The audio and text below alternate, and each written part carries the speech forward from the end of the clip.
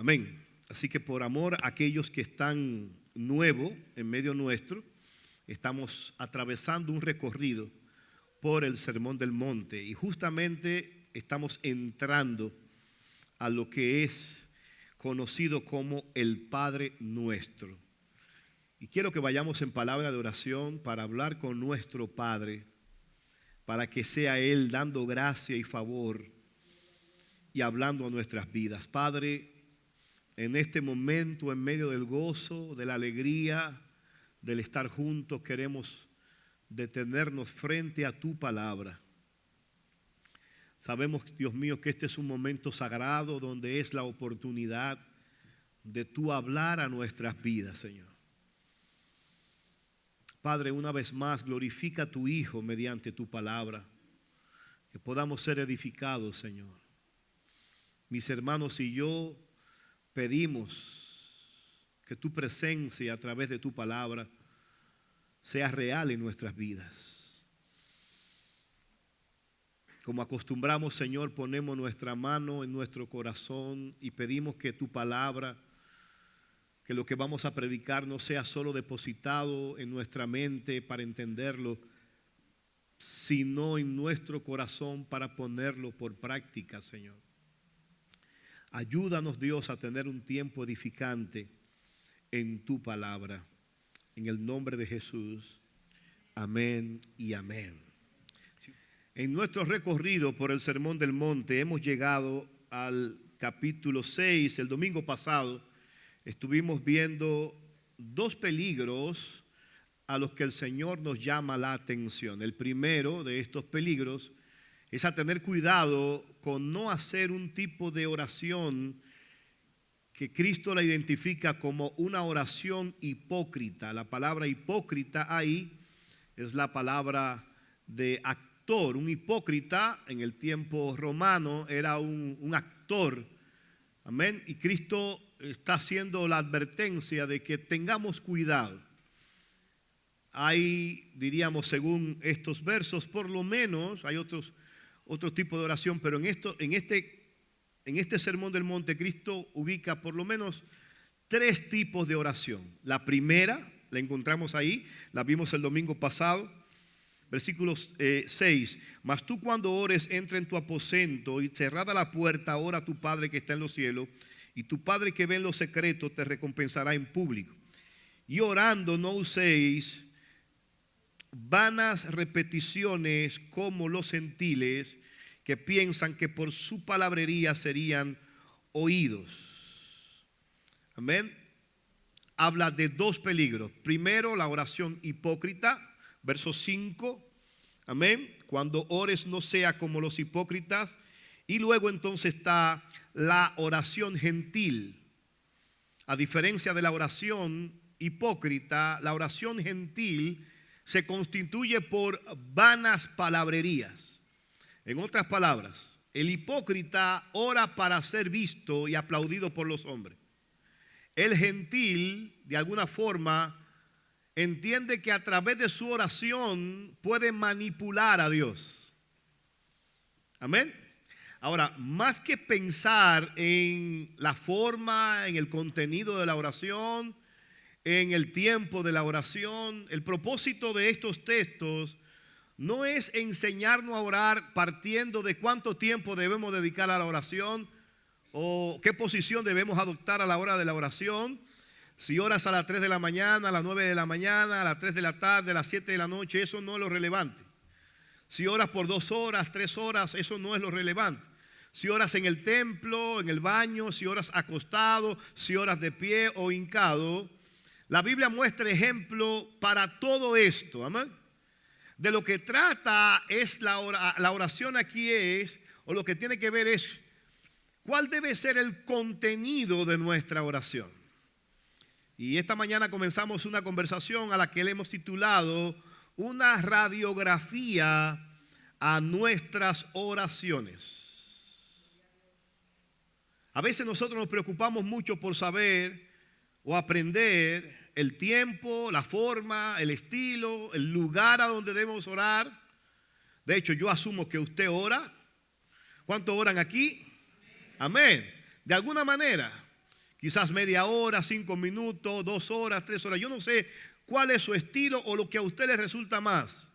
Pero yo no me quiero detener hoy, según estos pasajes bíblicos, en el estilo o la forma, sino más bien en que a través de la palabra nosotros le hagamos una radiografía. Vamos a tirarle unas placas, como dirían los médicos.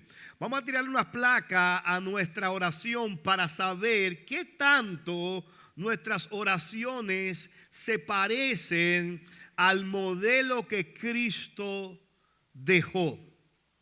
¿Qué tanto se parece tu oración, mi oración, la oración que hacemos en la iglesia, la oración que se hace a diario? ¿Qué tanto se parece a el patrón que el Señor nos dejó de cómo debe ser nuestra oración? ¿Para qué? Para que nuestra oración no sea ni hipócrita. Amén. Reprendemos toda oración hipócrita. Amén.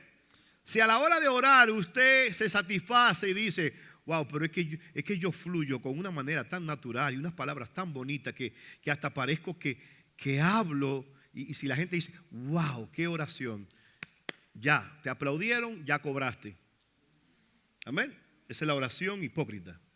Es la que se hace de manera teatral. Ahora, del otro lado está el otro extremo. No queremos oraciones hipócritas, pero tampoco queremos oraciones gentiles. ¿Qué es la oración gentil? Es aquella que usa muchas palabrerías. Hermano, ¿cuánto de nuestras oraciones, si pudiéramos, si el Señor, es algo que gracias a Dios yo no tengo una máquina para saber qué tan efectivo está haciendo usted en su oración, pero cuánto de lo que oramos, si Dios fuera a ponerle un filtro, cuánto de las palabras que decimos, de lo que pedimos, cuánto de eso quedaría como algo efectivo delante de Dios. Hay un texto que no usé esta mañana, pero que me llamó la atención, que se encuentra en Eclesiastés capítulo 5, verso 1, que debería llamarnos la atención. Miren lo que dice el predicador Eclesiastés en este versículo. Eclesiastés capítulo 5. Mire la advertencia aquí. Cuando fueres a la casa de Dios, en otras palabras, él asume que usted asiste a la casa de Dios, pero él hace una advertencia, dice, cuando fueres a la casa de Dios, guarda tu pie. En otras palabras, ten cuidado. Pero no porque vayas a tropezar, sino que aún asistiendo a la casa de Dios existe un peligro del que tú tienes que ser consciente. ¿Y por qué Él nos manda a tener cuidado? En otras palabras, cuando te acerques a la casa de Dios, guarda tu pie. Y oiga esta sugerencia: acércate más para oír que para ofrecer el sacrificio de los necios. Interesante esto. ¿Cuál es la advertencia aquí? Que probablemente si no tenemos cuidado, aún estando en la casa de Dios, pudiéramos estar ofreciendo un sacrificio que adquiera la categoría de necio. La palabra necio aquí es vano, sin sentido, sin propósito. Por eso el libro dice, el libro de Eclesiastés constantemente habla de vanidades. Todo es vanidad. ¿Qué es una cosa vana? Es una cosa sin sentido, vacío. Bueno, aquí Eclesiastés nos está diciendo que aunque lleguemos a la casa de Dios, podemos estar ofreciendo un sacrificio vano. Por eso él sugiere, cuando te acerques a la casa de Dios, hazlo con reverencia, hazlo con cuidado. ¿Por qué? Porque te puedes encontrar con estar ofreciendo un sacrificio sin valor. Imagínese usted, dedicar el tiempo para venir a hacer algo para Dios y que al final, cuando Dios evalúe eso, sea considerado como algo vano, algo sin sentido. Ahora, a la hora de la oración, a la hora de dar, a la hora de alabar a Dios, yo no quiero perder mi tiempo. Usted no viene aquí a perder su tiempo. Espero que usted no venga a perder su tiempo. Usted viene aquí a adorar a Dios, amén, a ofrecer su alabanza, a aportar para su reino y para su obra. Pero ¿qué tanto de lo que hacemos? ¿Qué tanto de lo que hacemos se mantiene preservado de esta categoría? Piense, por ejemplo, en el tema de la oración. De todo el tiempo que le dedicamos a la oración, de todas las oraciones que hacemos, ¿cuáles de ellas pudiéramos decir, en esta pasó la prueba? Si el Señor fuera a tirar una radiografía, una especie de placa para saber cómo anda la salud de tu oración, ¿con qué se encontraría? Amén. Ese es el propósito sobre el que queremos edificar en esta hora. Y ustedes tienen una mirada así como hoy me siento intimidado. Claro, si sobreviví al primer servicio, estoy seguro que también voy a sobrevivir a este. Amén. Vaya al verso 9 para que entremos en materia. Después de Jesús hablar de estas advertencias, cuidado con la oración teatral, cuidado con la oración gentil, entonces Jesús pasa a enseñarnos cuál debe ser la oración modelo. Vosotros pues oraréis así. Es una palabra de Cristo. Cristo quiere que oremos de esta manera. Padre nuestro que estás en los cielos, santificado sea tu nombre. Venga tu reino. Hágase tu voluntad como en el cielo, así también en la tierra. El pan nuestro de cada día, dánoslo hoy. Y perdónanos nuestras deudas como también nosotros perdonamos a nuestros deudores. Y no nos metas en tentación, mas líbranos del mal, porque tuyo es el reino y el poder y la gloria por todos los siglos. Amén. Existen dos versiones del Padre Nuestro. Una es esta que acabamos de leer en Mateo, y la otra está en Lucas capítulo 11, para los que llevan anotaciones. Lucas capítulo 11, desde el verso 2 al 4, nos dice lo siguiente. Y les dijo, cuando oréis, decid, Padre nuestro que estás en los cielos, santificado sea tu nombre, venga tu reino. Hágase tu voluntad como en el cielo, así también en la tierra. El pan nuestro de cada día, dánoslo hoy. Y perdónanos nuestros pecados, porque también nosotros perdonamos a los que nos deben. Y no nos metas en tentación, mas líbranos del mal. Aquí están las dos versiones que se conservan bíblicamente acerca del Padre Nuestro. Ahora, hay algunas variaciones en estas dos lecturas. Por ejemplo, Mateo amplía la invocación añadiendo Padre nuestro que estás en los cielos, y Lucas incorpora también el tema de hágase tu voluntad.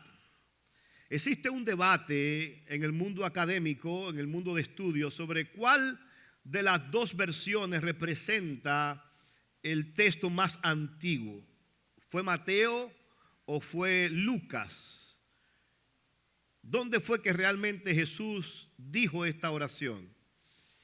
Y note usted que en el caso de Lucas ubica el Padre Nuestro como respuesta a una petición de los discípulos. Lucas dice que el Padre Nuestro se pronunció porque Jesús estaba orando, y cuando terminó de orar, parece que la oración que Cristo estaba haciendo llamó tanto la atención de sus discípulos que uno de ellos le dijo: Señor, enséñanos a orar como Juan enseñó a sus discípulos. Este discípulo quería orar de la forma en como Jesús estaba orando. Y es allí donde Jesús le dice a estos discípulos la forma o el contenido que tenía que tener una oración cristiana, cristocéntrica.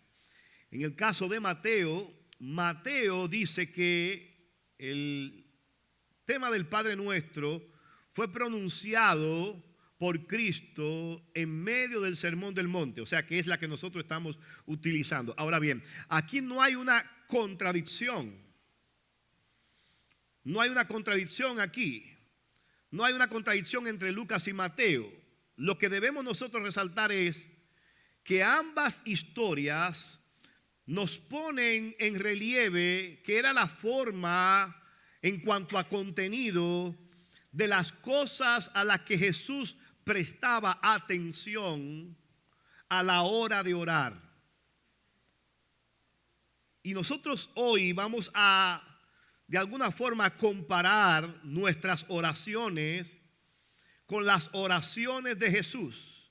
En otras palabras, vamos a ver qué tanto se parece nuestra oración personal, como iglesia, corporativa, a la oración que Jesús hace. Por un momento imagínense que nosotros invitamos a Jesús a orar. Hoy la oración la va a hacer no el pastor, no un diácono, no alguien de la iglesia, sino que tenemos aquí a Jesús para hacer una oración. ¿Cuáles son las cosas que Jesús incluiría en ese tiempo de oración? Eso es lo que yo quiero que veamos hoy. Amén.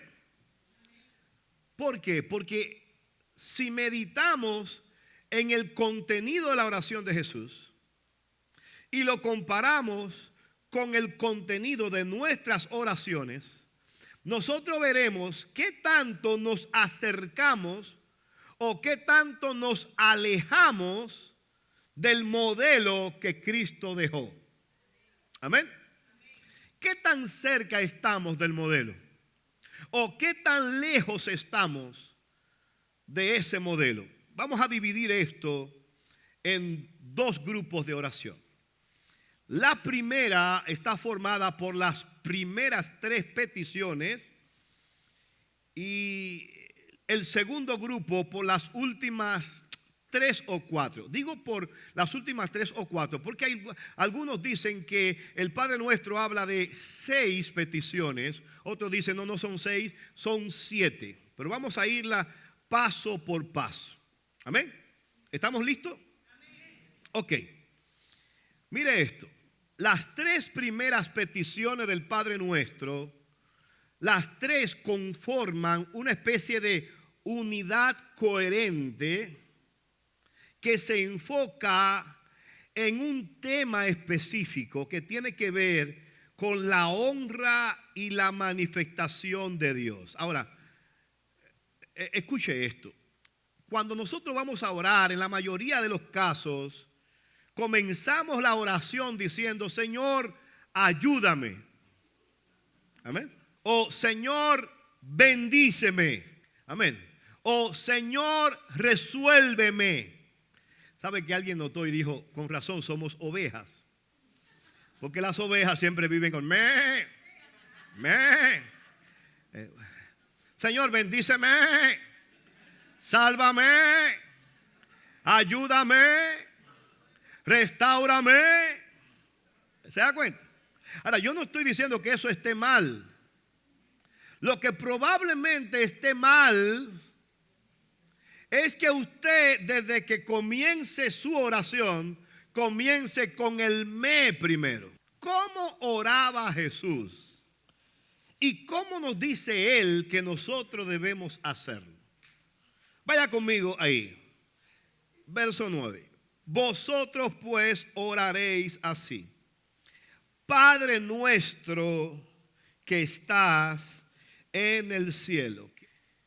Lo primero que Jesús plantea a la hora de orar es que nosotros debemos estar conscientes de a quién nos estamos dirigiendo. En otras palabras, cuando usted va a su tiempo de oración, al margen del tiempo que vaya a dedicar o de las palabras que vayas a decir, tienes que pensar en a quién te estás dirigiendo. Cristo dice, cada vez que vayas a orar, tienes que tener pendiente que estás orando a tu Padre. En el tiempo de Jesús, no era común que el judío se refiriera a Dios como Padre de manera individual. En otras palabras, para el judío, Dios era el creador. Ellos tenían un concepto de Dios como Padre, pero más bien el concepto de ellos era que Dios era el Padre de la nación de Israel, no de ellos de manera personal. ¿Se entiende? Bueno, de hecho, la palabra del Señor dice más adelante que la razón por la que nosotros podemos llamar a Dios Abba Padre es porque el Espíritu Santo habita en nosotros. Y la palabra Abba Padre ahí, no tengo todo el tiempo para explicarlo, pero da la idea de, es una palabra cariñosa. Cuando los niños nacían, se le enseñaba la palabra Abba Padre. Era de las primeras palabras que el niño pronunciaba, aprendía a pronunciar. Si pudiéramos poner esa palabra Abba Padre en este tiempo, pudiéramos decir que el niño decía papacito, papaito, papá. Bueno, la Biblia dice que lo que nos hace llamar a nosotros Abba o papacito o papá personal es el Espíritu Santo. Amén. Claro, para nosotros ahora es muy común decir que Dios es nuestro Padre. Dios es nuestro Padre.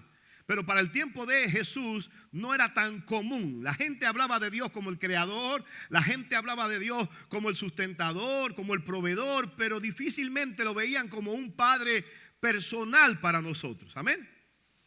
¿Cuáles eran las corrientes filosóficas primordiales que existían en el tiempo de Cristo en el mundo greco-romano? Hablan del mundo greco-romano y permítame hablar solamente un poco esto para que pueda entender el concepto. El mundo greco-romano está hablando de esa herencia de los romanos junto con los griegos. Ahora, en el caso de los griegos, de donde se toma el idioma griego, amén, y el mundo político en el caso romano, en el tiempo de Cristo, habían dos filosofías principales o primordiales. De hecho, aparecen en el libro de los Hechos, cuando Pablo está dando su discurso en Atenas. Pablo le está hablando y dentro del grupo de oyentes que tiene a un grupo llamado los estoicos y a otro grupo llamado los epicúreos. A nivel filosófico, a nivel de pensamiento, la sociedad del tiempo de Cristo se manejaba con estos dos pensamientos: el pensamiento estoico o el pensamiento epicúreo. Ahora, en el caso de los estoicos, tenían un concepto y los estoicos usaban una palabra, y la palabra que ellos usaban normalmente era una palabra que decían que era como un atributo de los dioses, y era la palabra apatía o apateia. ¿Qué significa la palabra apateia? Es de donde viene la palabra español apático. ¿Qué es una persona apática? Bueno, ellos explicaban, y escuchen lo que ellos decían. Los griegos decían: si una persona puede sentir amor, significa que puede ser lastimada. Si una persona puede sentir gozo, significa que puede sentir tristeza. No tienen sentimiento. Ellos ni son felices ni infelices. ¿Por qué? Porque si son felices, para que haya felicidad significa que tiene que haber infelicidad. Amén. Entonces ellos, los estoicos, proponían, no, todos los dioses son apáticos. En otras palabras, ni le importa porque ellos no sienten lo que tú sientes. ¿Se entiende? Por otro lado estaban los epicúreos. La palabra central de los epicúreos era ataraxia. Y la ataraxia lo que significaba era serenidad total, calma total, paz perfecta. Y ellos decían, los dioses no pueden interferir en la vida humana. ¿Por qué? Porque le quitaría su paz. En otras palabras, si un Dios se introduce en la vida humana, los humanos son tan perversos, tan pecadores, tan malos, que le van a afectar a la paz de ese Dios. Así que en este caso, los epicúreos creían en que existía un creador, pero que ese creador se había apartado del mundo que había creado. ¿Se entiende el concepto? Bueno, a esto en tiempos modernos le llaman deísmo. ¿Qué es un deísta? Un deísta es alguien que cree que existe un creador, pero que no ve a ese creador controlando el mundo actualmente. Amén. Los deístas usan mucho la figura del reloj. En otras palabras, hay un relojero que hizo el reloj, pero le puso ley a ese reloj para que ese reloj trabaje sin necesidad de que el relojero esté presente. Eso es un deísta. Ahora, el teísta, que es diferente a deísta, el teísta no solo cree en que Dios hizo todo, sino que también cree que Dios sigue controlando todo. Amén. Como creyentes nosotros estamos llamados no a ser deístas, sino a ser diga conmigo, teísta. Ay, pastor, mire, es la 1 de la tarde. Yo tengo un hambre y usted, esto es una clase de universidad, así que yo, espérese, es para que usted me pueda entender. Los que estaban escuchando a Cristo tenían estos conceptos. Por un lado, los epicúreos, los estoicos, estaban los judíos que decían, no, somos nosotros, después los gentiles. Y Cristo viene y le dice a sus oyentes, cuando ustedes oren de esta manera. Padre nuestro. ¿Qué es lo que Cristo está diciendo aquí?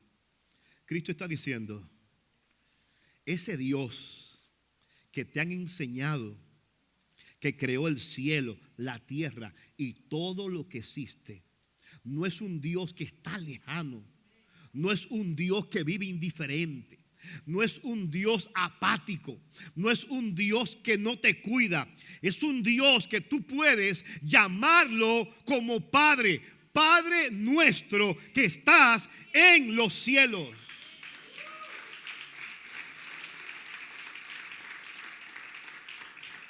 Ahora, ¿cómo cambia esto la concepción que tenemos de la oración? Una de las primeras cosas que usted y yo debemos meditar a la hora de ir a orar es saber a quién estamos orando. ¿Sabe por qué usted se distrae a la hora de la oración? No es que el diablo te pasa la cola por ahí, tú te duermes. Ay, es que yo... Y me hinco y pienso que ya tengo 2 horas y cuando veo apenas no han pasado 3 minutos. ¿Sabe por qué te distraes tanto? ¿Sabe por qué a veces... ¿Cuántos saben que tenemos que orar? ¿Y por qué no oramos más? Hello. ¿Por qué no oramos más? No, mira, yo sé que tengo que orar. No, desde que yo oro, sí. Mire, si nosotros a la hora de orar contempláramos más el privilegio que estamos teniendo, hablaríamos más con nuestro Padre. Padre nuestro que estás en los cielos. Ahora, aquí hay algo que usted quizás no lo notó. Yo no lo había notado así, pero quiero edificar sobre esto. Note que lo primero que Cristo dice es que la oración no es algo tan personal o individual. A mí me hubiese gustado que Jesús comenzara diciendo, Padre mío, o mi Padre. No, es que Cristo quiere enfatizar algo. Aunque Él es tu Padre, ciertamente, aunque Él es mi Padre, Él no es de uso exclusivo, ni tuyo ni mío. Él no es mi Padre, Él es Padre, diga conmigo, nuestro. Amén. Él no es un Dios solamente para los judíos. Él no es un Dios solamente para los evangélicos. Él no es un Dios solamente para los pentecostales. Él no es un Dios únicamente para los dominicanos. No.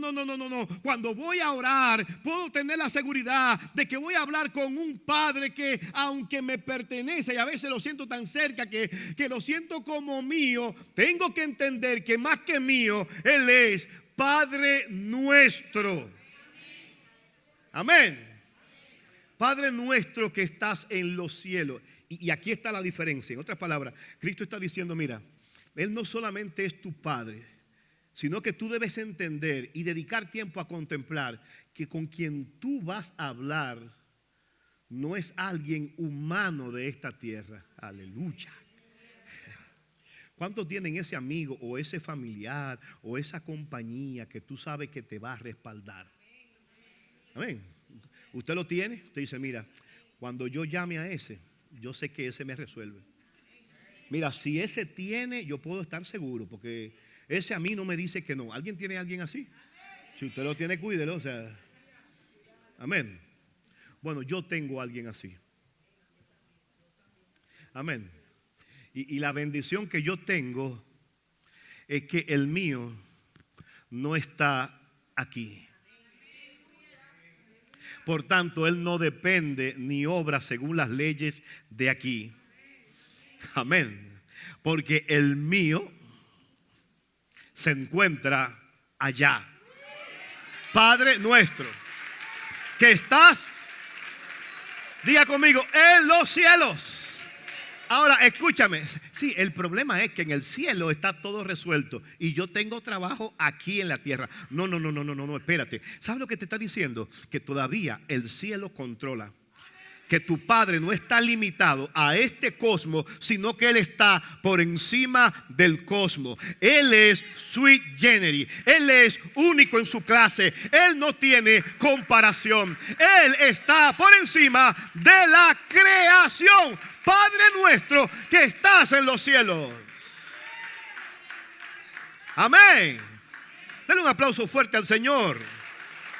Así que yo quiero que veamos el primer grupo de estas tres peticiones. Después que Cristo dice, Padre nuestro que estás en los cielos, esta es la primera petición. Lo primero que Jesús pide es: santificado sea tu nombre. Yo estoy siendo humillado con esto, hermano, en lo personal. Yo estoy siendo confrontado y humillado en lo personal. ¿Sabe por qué? Porque cuando estoy viendo esto, estoy viendo en mi caso personal qué lejos estoy del modelo de lo que Cristo espera en mí en cuanto a la oración. Piense por un momento. Si esta es la primera petición, oiga la primera petición: santificado sea tu nombre. Cuando nosotros vamos a la oración, a veces nosotros nos envolvemos tanto en nosotros mismos que sin darnos cuenta volvemos la oración una oración humanista. ¿Qué es una oración humanista? Una oración centrada en nuestras propias necesidades. Y usted me dirá, oh pastor, pero si no es por necesidades, ¿y para qué voy a orar? ¿Sabe que hay gente que solamente ora cuando tiene problemas? Alguien dijo, bueno, si tú oras solamente cuando estás en problemas, créeme que estás en problemas. Porque a veces nosotros tenemos a Dios como una especie de seguro de vida. Amén. Y como nos consagramos y prometemos y ahí encontramos tiempo, ¿verdad? Cuando tenemos la necesidad. ¿Y por qué digo esto, hermano? Porque yo quiero que la primera radiografía, aquí va la primera placa, como hacen en el asset. Aquí va la primera placa. Dice Cristo, oren así: Padre nuestro que estás en los cielos, santificado sea tu nombre. Hermano, ¿cuándo fue la última vez que nosotros incluimos esta petición en nuestras oraciones? Piense por un momento.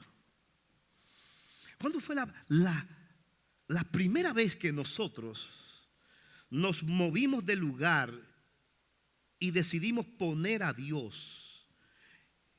Porque decíamos el domingo pasado que la oración es un vehículo, no es un fin en sí mismo, es un vehículo que nos lleva a un lugar.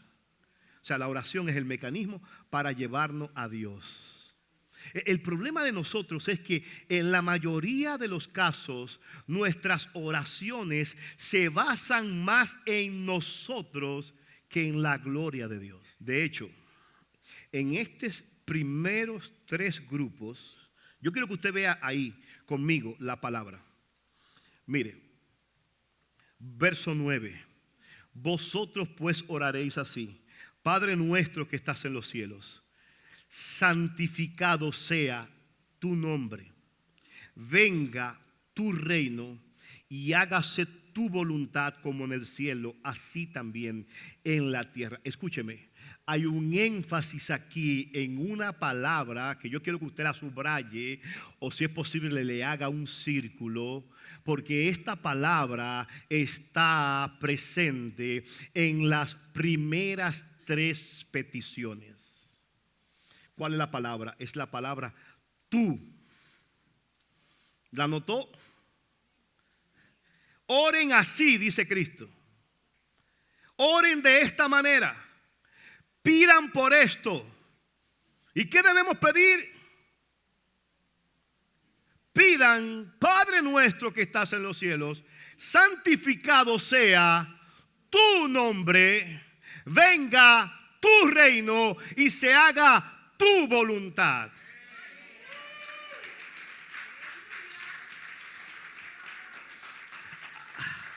Ahora, gracias por el aplauso, pero lo que quiero es que usted se pregunte, en estas 3 peticiones, el objeto principal, el protagonista aquí no soy yo y mis necesidades. No se trata de mí y lo que yo quiero. No se trata de mí y lo que yo decreto. No. El enfoque de la oración cristiana pone a Dios, su nombre, su reino y su voluntad antes que nuestras necesidades. Ahora, en la práctica nos hemos envuelto en un lenguaje tan empoderado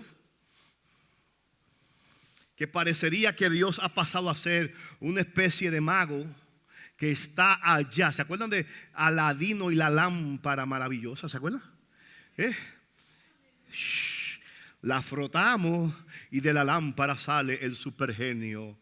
Hijo mío, te concedo 3 deseos. No, el Dios nuestro no hay que frotarlo con 3 o 4 oraciones. No. Él tiene un nombre que tiene que ser honrado. Él tiene un reino que tiene que ser establecido. Y a Él se hace lo que Él diga, en el cielo y en la tierra también. Y eso debe ser nuestro deseo. Hermano, ¿cuándo fue la última vez que en tu oración tú pediste: Señor, que sea santificado tu nombre, que venga a nosotros tu reino y que se haga la voluntad tuya, no la mía?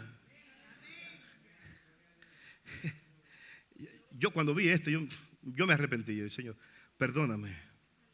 ¿Por qué? Porque sin darme cuenta nos ponemos nosotros. Establezco, manifiesto, hablo a los aires.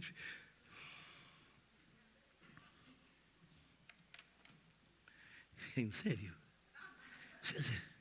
O sea, y no han empoderado tanto. Y no han enseñado. Y todo eso en su contexto puede ser positivo. Pero hoy yo no vine a emocionarte, yo no vine a motivarte. Mi propósito es que cuando tú compares tu oración con el modelo de Cristo, tú digas: ¿qué tanto estoy yo pidiendo por el nombre de Dios? ¿Qué tanto estoy yo pidiendo porque venga su reino? ¿Qué tanto me interesa a mí que el reino de Dios venga a mi ciudad, venga a mi casa, venga a mi empresa? ¿Qué tanto estoy yo poniéndome yo en el centro aún de cosas tan sagradas y tan santas como la oración? Y me estoy olvidando de que esto no se trata de mi voluntad, sino de tu voluntad. Oh Señor, perdónanos las veces que hemos sido egoístas a la hora de oración. Y cuando vamos simplemente nos pasamos el tiempo de oración pidiendo: dame, haz esto, resuélveme esto, cuídame esto. Y Dios diciendo: ¿y mi reino para cuándo? ¿Y mi voluntad para cuándo? ¿Y mi nombre para cuándo? ¿Se da cuenta, hermano, entonces que tenemos que como que ir cambiando y movernos nosotros para que Dios sea el trono? ¿Para qué? Para que esto no se trata de nosotros. Esto se trata de Dios y su reino. Ahora, yo sé que estos mensajes no son muy populares en este tiempo. ¿Por qué? Porque tú tienes, mujer, que salir empoderada de aquí. Hombre, tú eres un conquistador. Y vamos a la oración a veces, hermano, con esa mentalidad de que nosotros controlamos los aires, de que como el profeta Elías cerraba y abría el cielo. Y Dios te está diciendo: cuando tú vayas a orar, recuerda a quién tú te estás hablando: tu Padre que está en los cielos. Pero ¿cuándo fue la última vez que me pediste que tu nombre sea santificado? Debemos meditar en esto, hermano. Abundé mucho en este punto, en el primero, y solamente quiero decir esto: esta petición, la de santificado sea tu nombre, no es una petición pasiva. Amén. Lo que Jesús está diciendo aquí, o lo que Jesús está pidiendo aquí, no es que a través de tu oración el nombre de Dios va a ser más santo. No. No es que le vamos a aplicar más santidad al nombre. Ya el nombre de Dios es santo. Amén. Bueno, pastor, pero si el nombre de Dios es santo, ¿y por qué tenemos que orar nosotros por la santidad del nombre de Dios? Bueno, mire, los teólogos llaman a esto los atributos de Dios. ¿Qué es un atributo? Un atributo es algo que te permite conocer a Dios. Por ejemplo, la Biblia dice que Dios es amor. Ese es un atributo. Amén. Dios es misericordioso. Dios es clemente. Dios es lento para la ira. ¿De qué está hablando eso? De atributo. ¿Qué es un atributo? Algo que se conoce de Dios. Ahora, el único de los atributos de Dios que se eleva a la tercera potencia es el atributo de su santidad. ¿Qué quiere decir? La Biblia no dice que Dios es amor, amor, amor. La Biblia no dice que Dios es misericordia, misericordia, misericordia. Pero la Biblia sí dice que Dios es santo, santo, santo.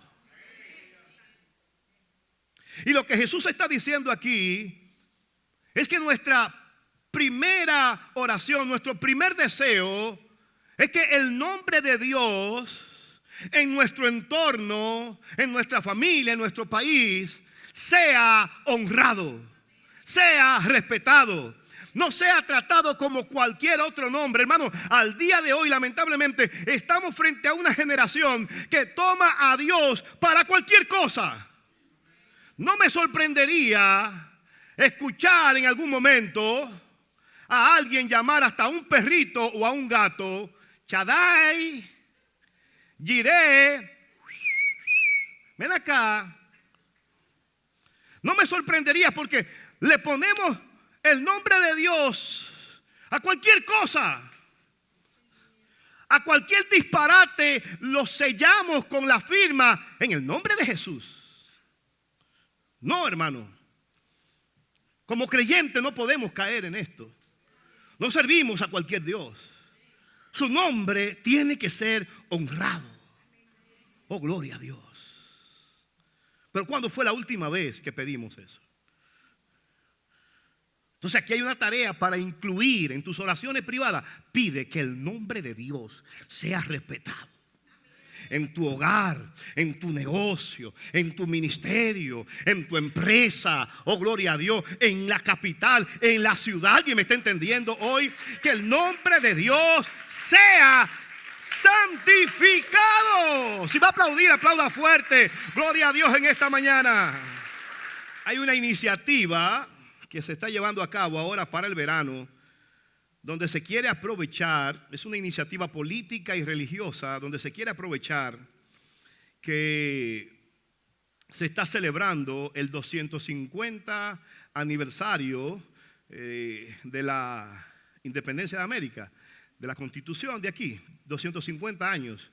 Y se está programando que para el 4 de julio y esas fechas por ahí, los ministros se estén reuniendo en diferentes ciudades y a través de diferentes actividades se esté declarando que la nación americana en cada uno de sus estados está proclamando a Jesucristo como el Señor de este país.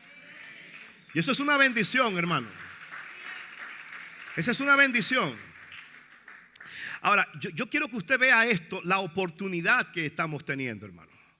La oportunidad que vemos en esto. ¿Por qué? Porque nosotros como creyentes debemos asegurarnos, mis amados, que el nombre de nuestro Dios sea respetado. ¿Cuándo fue la última vez que te sentiste mal por un chiste que hicieron acerca de tu Dios? ¿Cuándo fue la última vez que te indignaste cuando viste en un corte de película, un corte comercial burlarse de tu Dios? Hay otras religiones que no soportan eso. Hay otros lugares que no soportan eso. Al contrario, nosotros hasta nos reímos de eso. Y decimos, ay, qué ocurrentes son. Cuando deberíamos estar indignados. Deberíamos hacer valer que el nombre de nuestro Señor se respeta.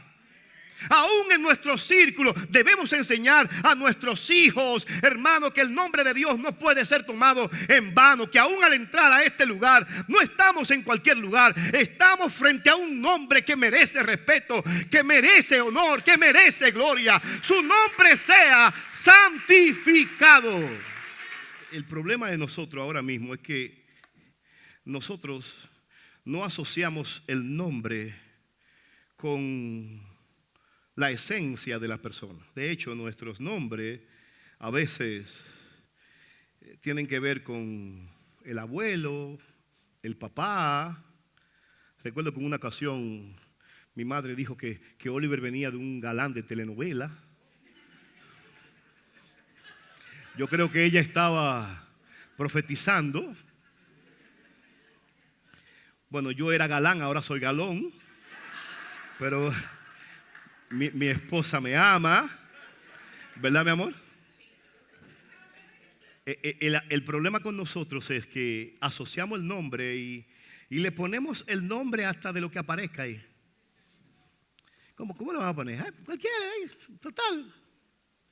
En el contexto hebreo, el nombre de una persona, escuche esto, en el contexto bíblico, el nombre de una persona era mucho más que una forma de identificación.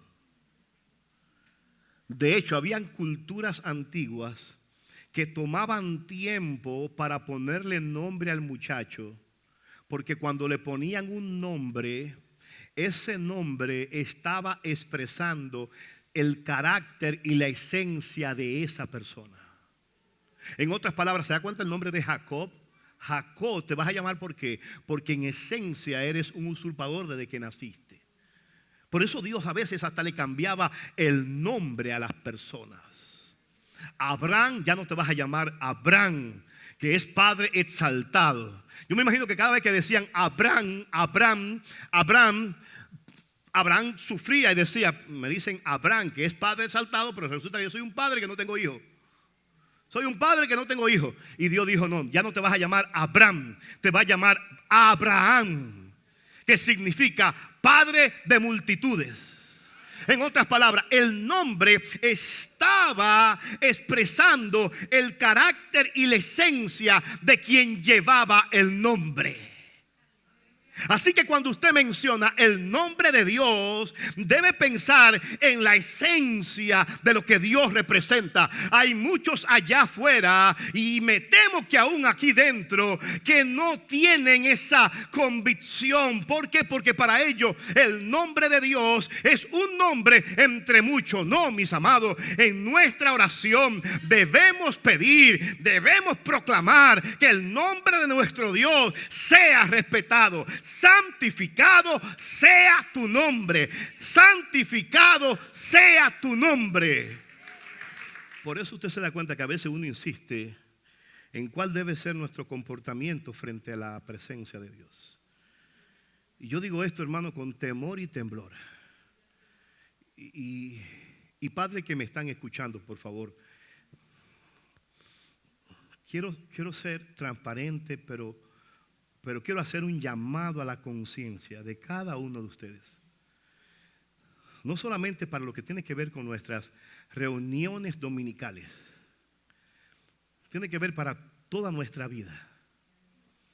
Escuche esto, y lo hago con amor, hermano. A mí me preocupa a veces, la falta de conciencia que hay en nuestros adolescentes y niños en cuanto al lugar en el que nos encontramos. Y ese es un trabajo que tienen que hacer los padres, hermanos. Mire, cuando nosotros vamos a un tribunal y el juez entra en el lugar, todos en el lugar tienen que ponerse de pie. Todos. Porque hay ciertas reglas. Es más, hay lugares que son tan sagrados que desde que usted entra, usted siente que la atmósfera como que lo contrae a usted a comportarse de acuerdo al lugar a donde usted está. Es más, esto es tan real que hasta entramos a ciertos lugares que aún de inmediato, aunque nadie nos diga nada, aún la forma en cómo venimos vestidos nos hace sentir de que no estamos en el lugar adecuado o con el vestuario adecuado. Amén, ¿lo has sentido? El problema es que nosotros nos familiarizamos tanto, hermano.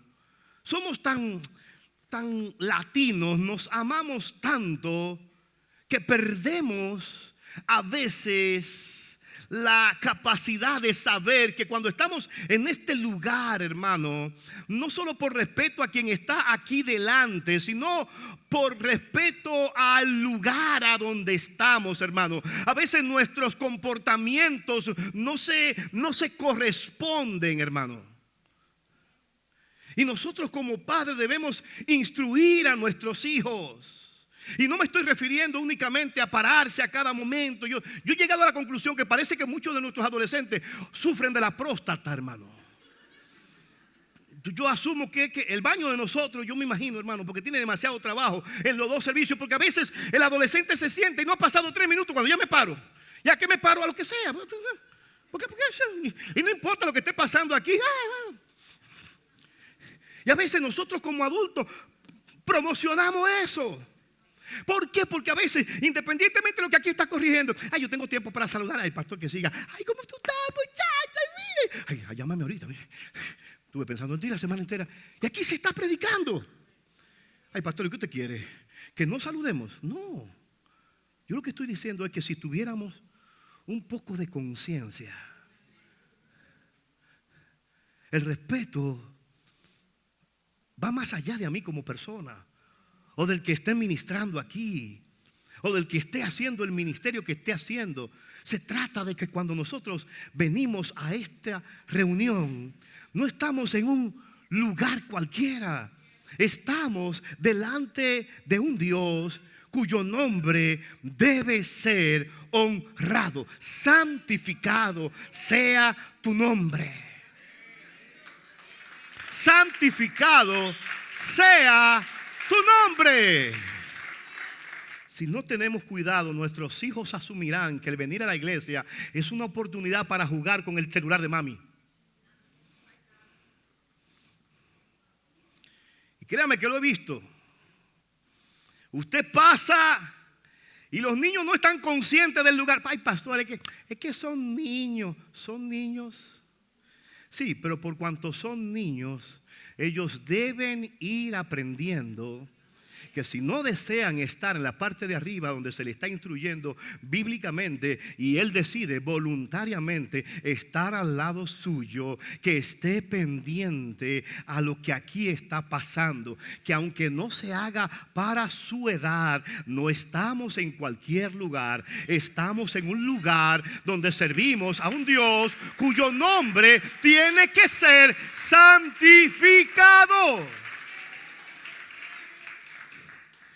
Ay, pastor, pero mire, si usted supiera la lucha que yo paso aún en mi casa, pero imagínese, ya tienen 18. El mío tiene 21. Y yo doy gracias al Señor por el carácter de mi hijo. Pero mi hijo entiende que en nuestra casa el nombre de Dios debe ser respetado. Mientras mi esposa y yo seamos los sacerdotes de ese hogar, debemos procurar que no haya ningún comportamiento que afrente la santidad del Dios que nosotros servimos. Usted debe tomar el nombre de Dios como algo que no simplemente sea una cadenita de domingo para venir durante 2 horas. No.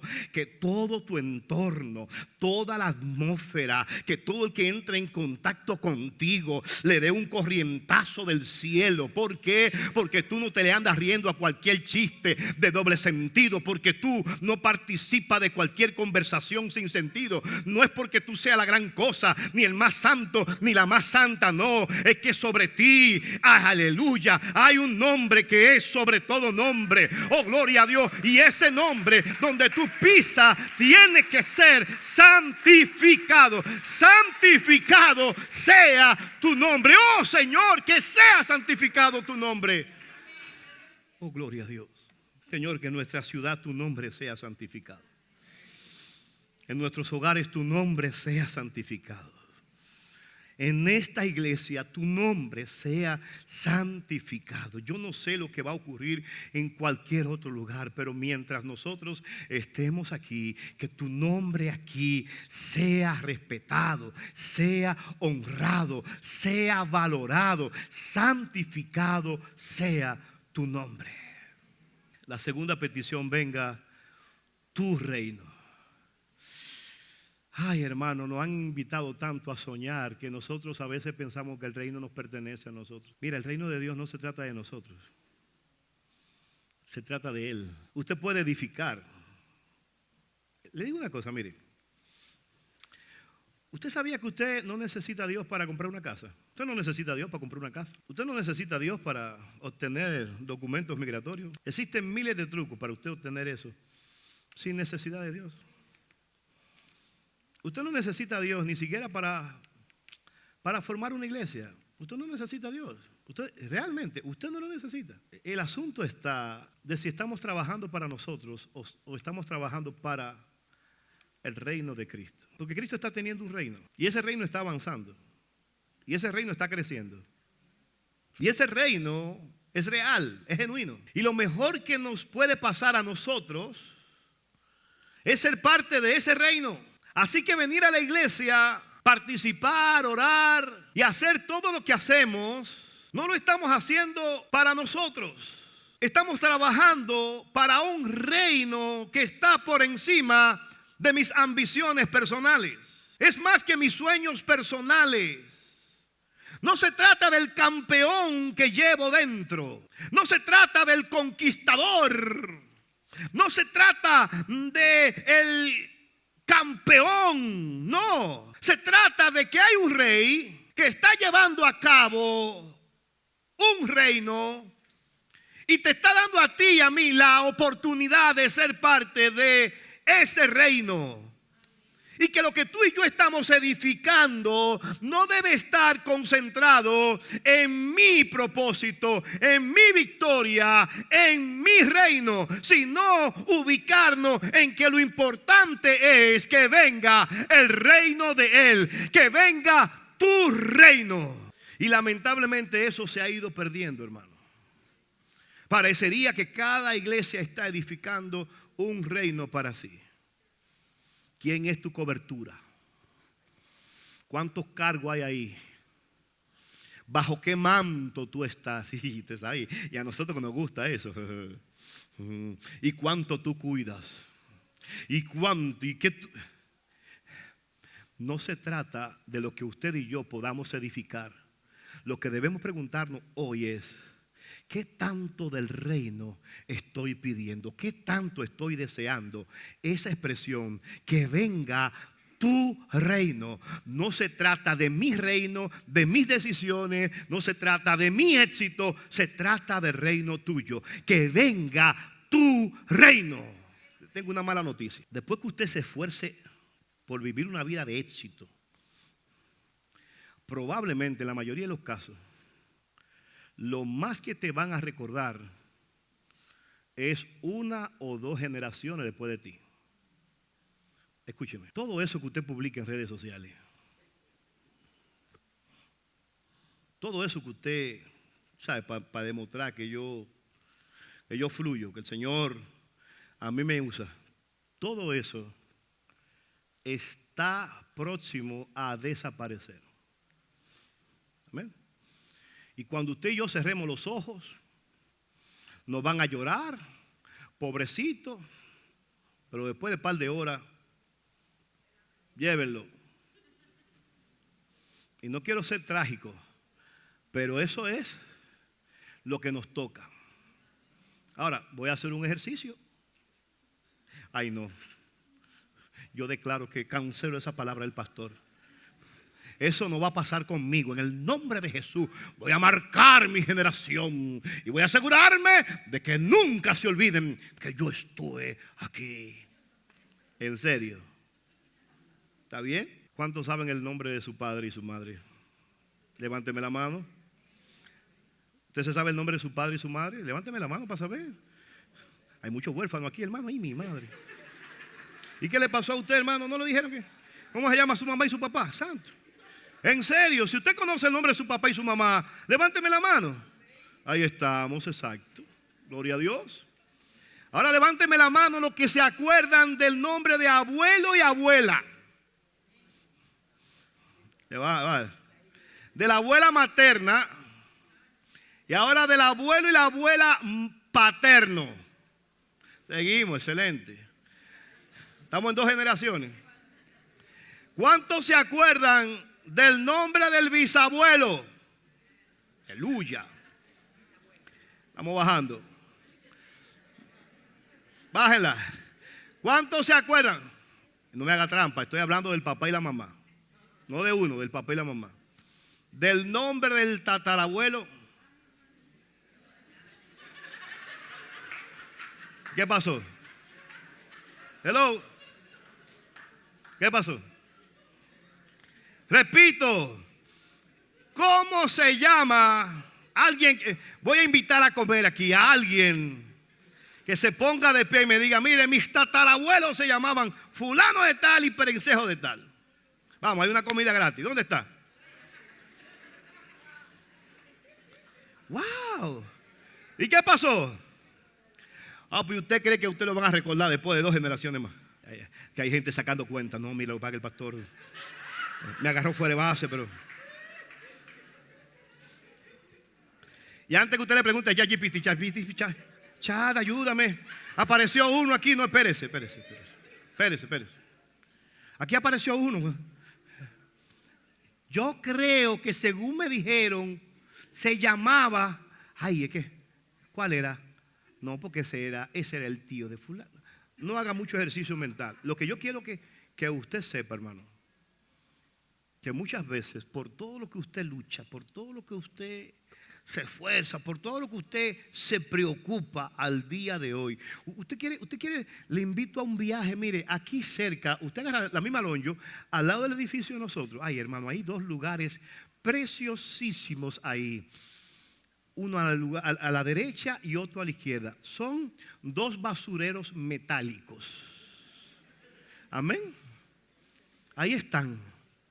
Y usted ve los camiones, mire, yo les recomiendo que por favor tome una tarde y pida permiso, y aunque sea párese al frente y comience a mirar toda la chatarra que hay ahí. ¿Sabe por qué? Porque eso nos va a dar una perspectiva diferente. Porque a veces nosotros, por la mayoría de las cosas que nos ponemos enemigos, que dejamos y no porque esta lavadora, no porque esta televisión, no, al final todo eso, ¿sabe dónde va a terminar? Va a terminar ahí mismo en un basurero. El carro, el último modelo, ahora usted lo ve aplatado con todo y goma ahí, y todo por lo que la gente hasta se mata viene ahí. ¿Sabe cuándo ocurre eso? Cuando usted trabaja solamente por su reino. Hay un Dios que está dispuesto a darte un reino que trasciende los reinos de este mundo, y tú y yo somos ciudadanos de ese reino. Y lo mejor es pedir: Señor, no me des un reino, mejor dame la capacidad de pedir que venga tu reino. Los evangélicos somos interesantes, y hay cosas que nosotros creemos a veces, hermano, que nos emocionan. Yo siempre recuerdo que en mi país, en esas olas proféticas, porque hay gente, hermano, que yo creo que Dios habla, pero hay gente que se emociona y piensa que todo lo que le pasa por la mente, eso es de Dios. Wow, yo escuché en una ocasión a alguien en un lugar que estaba profetizando y estaba dando. Mi esposa se ríe porque ella se acuerda. Esa persona en su profecía estaba dando, escuche esto, estaba dando solares para el milenio. ¿Qué es un solar? Es un lote. El profeta te decía: siervo, veo que Dios te entrega 2 lotes en el milenio. ¡Ay, santo! En Israel. Hermano, y la gente vuelta loca. ¿Y cuánto le reciben? Amén, yo recibo mi lote, Son cosas que nos hacen sufrir. ¿Sabe por qué? Porque nunca esto se ha tratado de tu historia. Se trata de la historia de Dios. No se trata de mi reino, se trata de su reino. No se trata de yo edificar y crear y hacer cosas. No se trata de eso. Se trata de que aún en nuestra oración no se trata de lo que estoy pidiendo, sino ¿para qué lo estoy pidiendo? Tu nombre, tu reino, tu voluntad. En otras palabras, el Padre Nuestro, la mitad nos enseña que hay un tú y no un yo. Y usted y yo tenemos que sintonizarnos, hermano. ¿Por qué? Porque a veces nuestros deseos y nuestros sueños van muy alejados de los sueños de Dios para con nosotros. Y nuestra verdadera felicidad y satisfacción estará cuando podamos entender que servimos a un Dios que trasciende este cosmos y que tiene un reino que es 1000 veces, 1.000.000 de veces mejor que cualquier reino que usted y yo podamos tener en esta tierra. Por eso debemos pedir: venga tu reino. Es el tuyo que yo quiero. No es el reino de los demócratas, ni el de los republicanos, ni de los rojos, ni de los verdes, ni la izquierda, ni la derecha, ni la ultraderecha. No, yo lo que quiero es que se establezca el reino de Cristo en nuestras ciudades, en nuestros países, en nuestra familia, en nuestras iglesias. Oh, gloria a Dios, aleluya. Diga conmigo, venga tu reino. Piense en un área donde usted sabe que las cosas serían diferentes si el reino de Cristo llegara. Quizás en ese hijo rebelde, quizás en ese esposo que te abandonó, quizás en ese país que tú sabes que tiene tanta necesidad. Piensa un rincón, piensa en una persona y ahora mismo di: Señor, que venga tu reino a ese corazón, que venga tu reino a esa calle, que venga tu reino a ese pueblo, que venga tu reino a mi ciudad, que venga tu... Alguien pide el reino hoy aquí. Alguien puede ponerse de pie y decir conmigo: Señor, que venga tu reino.